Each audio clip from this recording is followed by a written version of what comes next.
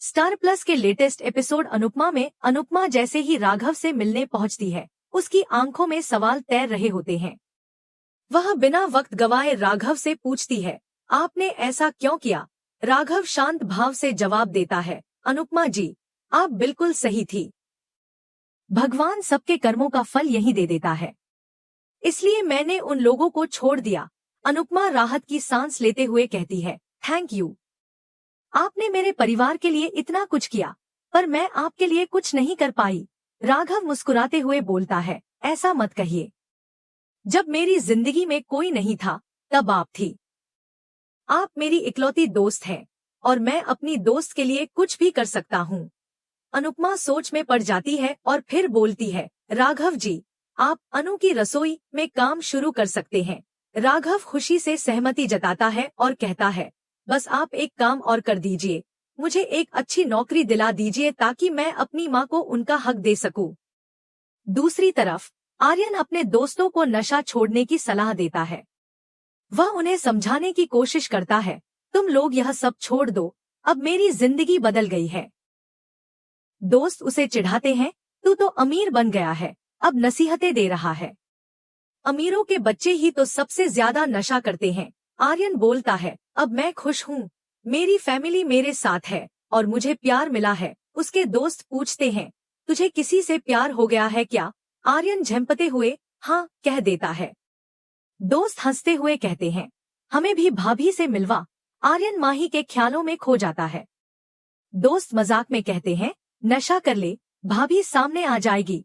आर्यन मना करता है, पर दोस्त जब उसे कसम देते हैं तो वह कहता है, आज लास्ट टाइम, इसके बाद नहीं। मैं अपनी फैमिली और प्यार से बहुत खुश हूँ। इसी बीच तोशु किंजल को घर ले आता है। किंजल डरी सहमी होती है और रोती हुई घर में प्रवेश करती है। अनुपमा उसे गले लगा लेती है। किंजल बा और बापूजी से माफी मांगती है। बापूजी उसे दिलासा देते हैं, हम तुम्हारे साथ हैं। ईशु भी आगे बढ़कर कहती है, मामी, जब मुझे सबकी जरूरत थी तो यह फैमिली मेरे साथ थी। अब मैं कैसे पीछे हट सकती हूँ? मैं आपके साथ हूँ।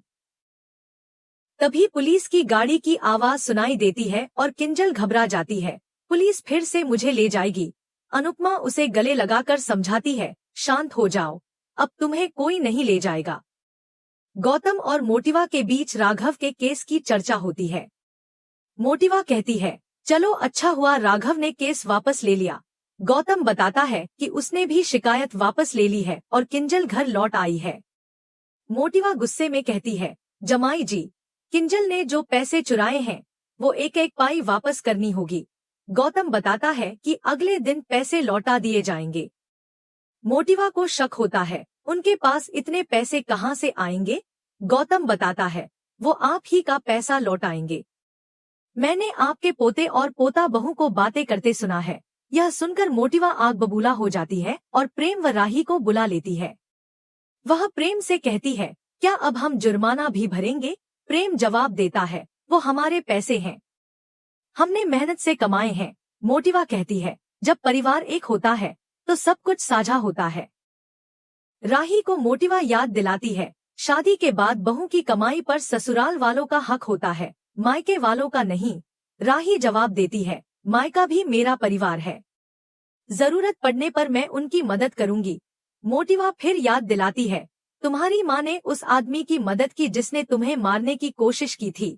राही जवाब देती है, ये मेरी और मेरी माँ के बीच की बात है। प्रेम कहता है, हमने मम्मी को पैसे देने की कोशिश की थी, लेकिन उन्होंने मना कर दिया। और जिसे आपने सूचना दी है उससे कहिए कि पूरी जानकारी दे। आर्यन जब देर रात घर आता है तो पराग उसे डांटता है, तुम जानते हो ना कि लेट नाइट पार्टीज यहाँ अलाउड नहीं है। आर्यन कहता है, मैं दोस्तों के साथ था। पराग और गुस्सा हो जाता है, तुम अपने काम पर ध्यान नहीं दे रहे। तभी कैथी आती है और कहती है, आप गुस्सा मत कीजिए, यह उसकी पहली गलती है, इसे रूल्स की जानकारी नहीं थी, मैं इसे सब समझा दूंगी। पराग कहता है, लाड़ प्यार का मतलब यह नहीं कि बच्चे को बिगाड़ दें।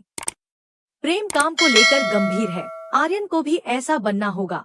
कैथी कहती है, वह धीरे धीरे सब सीख जाएगा। अभी तो वह फैमिली में भी ठीक से एडजस्ट नहीं कर पाया है। वह मुझे माँ भी नहीं कहता, लेकिन जब कहेगा तब मैं बहुत खुश हो जाऊंगी। कैथी आर्यन के कमरे में जाती है, उसे सुलाती है और कहती है, मुझे उस दिन का इंतजार है जब तुम मुझे माँ कहोगे। उसके जाते ही आर्यन भावुक होकर बुदबुदाता है, माँ।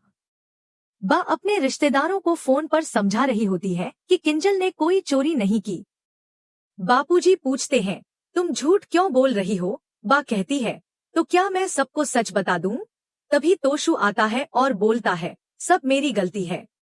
अगर मैं परी का अच्छा पिता होता तो किंजल को यह सब नहीं करना पड़ता।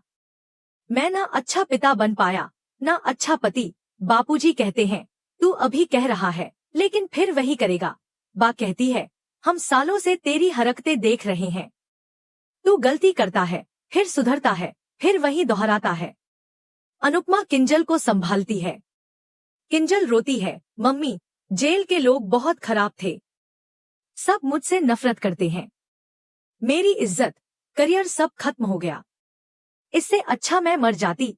वह किचन में जाकर चाकू उठा लेती है, पर अनुपमा उसका हाथ पकड़ लेती है।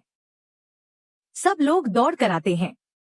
अनुपमा उसे समझाती है, गलती की है तो सुधारो, खुद को माफ करो।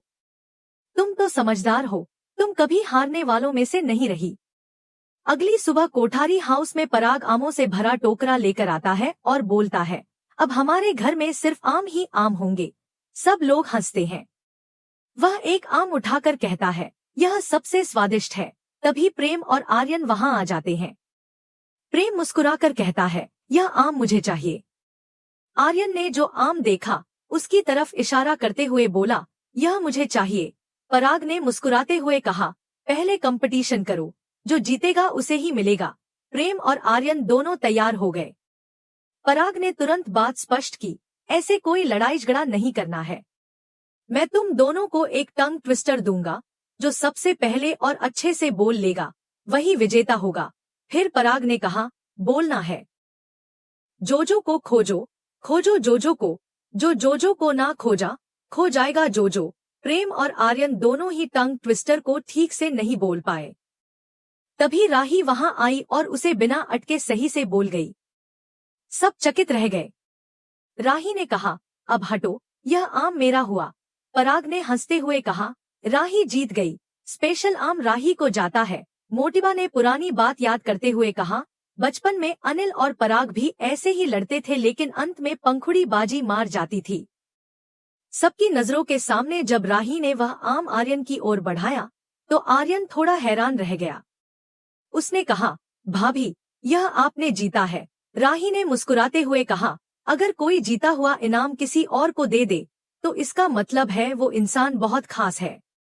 हमारे लिए तुम सबसे खास हो, इसलिए यह आम तुम्हें ही मिलना चाहिए। आर्यन भावुक हो गया और बोला, मैं यह आम अकेले कैसे खा सकता हूँ? जब मेरे पास इतनी प्यारी फैमिली है तो हम सब मिलकर इसे खाएंगे। फिर सभी खुशी खुशी मिलकर आम खाने लगे और माहौल में एक मिठास भर गई। उधर कृष्ण कुंज में सब लोग नाश्ते की मेज पर बैठे थे। तभी किंजल तेजी से आती है और बोलती है, आप लोगों ने मुझे उठाया क्यों नहीं? आज ऑफिस में एक बहुत जरूरी मीटिंग है। सब शांत थे। किंजल खुद ही कहती है, ठीक है, आप आराम से नाश्ता करो, मैं ऑफिस जा रही हूँ। तभी पाखी उसे टोकती है और याद दिलाती है, मम्मा, आपको ऑफिस नहीं जाना है। यह सुनते ही किंजल को सब कुछ याद आ जाता है और वह चुपचाप बैठ जाती है। अनुपमा उसके पास आकर उसे मीठा खिलाती है और कहती है, यह मीठा तेरी नई शुरुआत के लिए है। तू चाहे तो घर से काम कर सकती है या फिर अपना कुछ शुरू कर सकती है। बा और बापूजी भी उसे समझाते हैं, किंजल, तूने इतने साल मेहनत की है, अब थोड़ा आराम कर ले, फिर जब सही लगे तो नई नौकरी ढूंढ लेना। बापूजी कहते हैं, तूने गलती की है, लेकिन उससे सीखना सबसे जरूरी है। परी भी अपनी मम्मा से कहती है, थोड़ा रेस्ट करो, हम सब आपके साथ हैं। ऋषु और एंज भी यही कहते हैं। इस तरह पूरा परिवार किंजल के साथ खड़ा नजर आता है। उधर राही अपनी मम्मी से मिलने आती है। वह उन्हें गले लगाकर कहती है, मम्मी, सॉरी, मैंने आपसे बहुत बदतमीजी की, लेकिन अब ऐसा कभी नहीं होगा। राही फिर अंश से बात करते हुए कहती है, मुझे पता है मैंने मम्मी के साथ ठीक नहीं किया, लेकिन मम्मी ने भी कुछ गलत किया। मैं उनसे नफरत नहीं करूंगी, नहीं नाराज रहूंगी, लेकिन मुझे कुछ सवालों के जवाब चाहिए।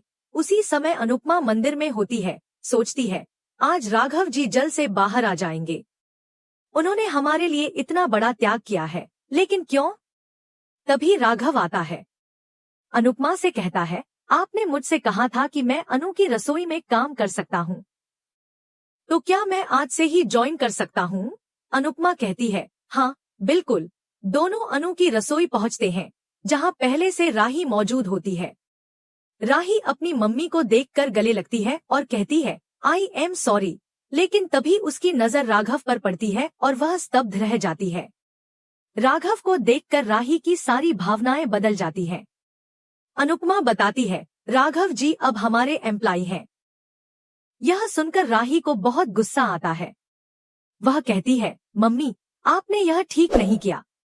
मैं यहाँ यह सोचकर आई थी कि हम दोनों के बीच की गलतफहमियां दूर करूंगी, लेकिन आपने तो मुझे मौका ही नहीं दिया। आपने साबित कर दिया कि आपको आपकी बेटी से ज्यादा दूसरों की फिक्र है। आप मेरी नहीं सोचती। शादी के बाद मैं पराई नहीं हुई थी, लेकिन आपने मुझे पराया बना दिया। अनुपमा उसकी बातों से आहत होती है। राही वहां से जाने लगती है और जाते जाते राघव से कहती है, जो कुछ भी आपने किया है मैं कभी माफ नहीं करूंगी। अनुपमा उसे रोकने की कोशिश करती है और कहती है, तू किंजल की नियत देख रही है, लेकिन तू यह नहीं देख रही कि उसने क्या किया। राघव जी ने जानबूझकर नहीं किया, वे ट्रॉमा में थे, इसलिए उनसे वह सब हो गया। राही कहती है, लेकिन फिर भी मैं माफ नहीं करूंगी। उधर आर्यन बार बार माही के बारे में ही सोच रहा होता है। उसे माही से प्यार हो जाता है, लेकिन माही धोखा देने की योजना में लगी होती है। वह बस प्रेम को पाने के लिए आर्यन का इस्तेमाल कर रही होती है। आर्यन माही से मिलने प्रेम के कपड़े पहनकर जाता है। माही उसे देखकर बहुत खुश होती है और सोचती है, अगर आर्यन मुझसे यूं ही प्यार करता रहे तो बाद में जब हमारी शादी हो जाएगी तब मैं प्रेम के पास लौट जाऊंगी। इस कहानी में अब बड़ा ट्विस्ट आने वाला है। सभी किरदारों के बीच की भावनाएं और उलझनें एक नई दिशा लेने वाली हैं।